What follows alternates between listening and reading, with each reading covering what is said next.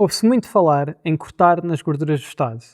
Mas porquê é que esta ideia é tão apelativa? E mais importante, será que é esta a razão que está por trás dos serviços do Estado piorarem ano após ano? Hoje vou dar-te a resposta. Existem muitas pessoas que acreditam que estes problemas que nós vemos de degradação de serviços e de aumento do custo de vida estão a acontecer porque o Estado é corrupto e ineficiente. Vemos que os serviços do Estado estão constantemente a piorar, seja a saúde. O ano acabou com mais de 14,5% dos utentes inscritos, sem médico de família atribuído. A educação. Um mês depois do início das aulas ainda há 1000 horários por preencher. A justiça. Uma justiça com custos e tempos de espera acrescidos. E daí surgiu o chavão de cortar nas gorduras do Estado. Eu percebo porque é que esta ideia é apelativa.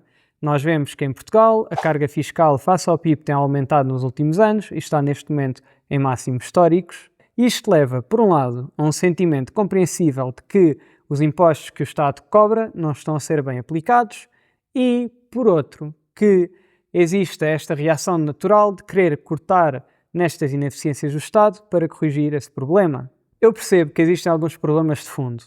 Percebo que temos ineficiências no Estado e eu não sou todo contra a corrigir essas ineficiências e a falar com especialistas e com as pessoas que trabalham diariamente nesses serviços para os melhorar. E também percebo que nós temos problemas de corrupção. Mas será que as ineficiências e a corrupção de repente aumentaram nas últimas 2 décadas quando os serviços eram melhores do que são hoje? Por isso, eu hoje vou explicar algo que eu nunca vejo a ser falado e que explica esta aparente contradição de ter serviços do Estado cada vez piores e termos uma carga fiscal cada vez maior. Para perceberes melhor, eu vou usar uma analogia. Imagina que tu és dono da tua própria casa. Ou seja, a casa é completamente tua, tu és dono dessa riqueza e isso significa que, por um lado, e de certa forma, tu vais receber uma renda passiva e, por outro, significa que os teus custos de vida vão ser relativamente baixos. Agora, imagina que a tua posição financeira se degrada e tu és forçado a vender a tua casa.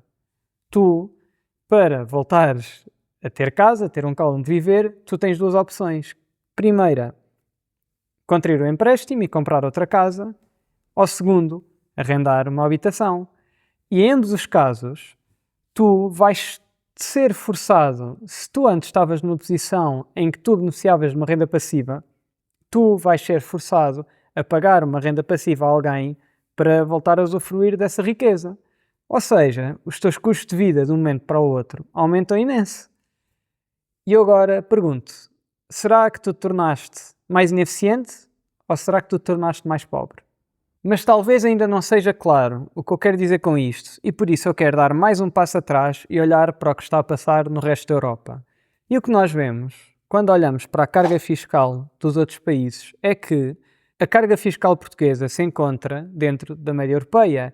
Mas o que é que acontece se olharmos para os funcionários públicos? Nós aí até vemos que estamos com a percentagem de funcionários relativamente baixa. Mas nós também vemos que esta degradação dos serviços do Estado não é um problema apenas português. Nós vemos isso, como por exemplo no Reino Unido. There's no good time to announce a 53% price rise, but for Southern Water, the day that 58,000 customers had their supply cut off and no choice but to queue for drinking water spoke volumes. Ou na Alemanha. Decades of underfunding and neglect have led to outdated and overloaded infrastructure, resulting in frequent delays and cancellations. Mas mais importante, nós vemos que os governos em todo o mundo e na Europa estão a perder riqueza. E isto é algo que é menos visível e que por isso passa despercebido. Mas, se nós olharmos para as estatísticas, nós vemos que esta é a trajetória em vários países europeus desde há várias décadas. E isto continua a ser útil perceber porque, apesar de não termos dados para Portugal, nós sabemos que também neste país existe esta degradação dos serviços do Estado, que significa que, se antes os Estados eram donos de muitas escolas, hospitais, habitações e também estavam com menos dívidas, eles agora estão numa posição financeira mais degradada.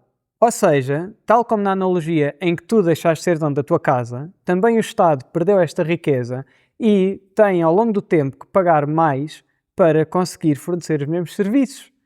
E isto não acontece porque o Estado é ineficiente, não acontece porque o Estado se tornou necessariamente mais corrupto, mas simplesmente porque o Estado deixou de ser dono dessa riqueza e agora tem que pagar aos novos donos dessa riqueza para conseguir aceder a ela e significa que também tem mais dificuldade para conseguir contratar os professores, contratar os juízes, contratar os médicos, para continuar a fornecer estes serviços. Mas mesmo assim, isto não explica todo o problema, porque esta perda de riqueza do Estado não seria um problema se esta riqueza estivesse nas mãos das famílias, porque elas, assim, continuariam a ter acesso àquilo que precisavam.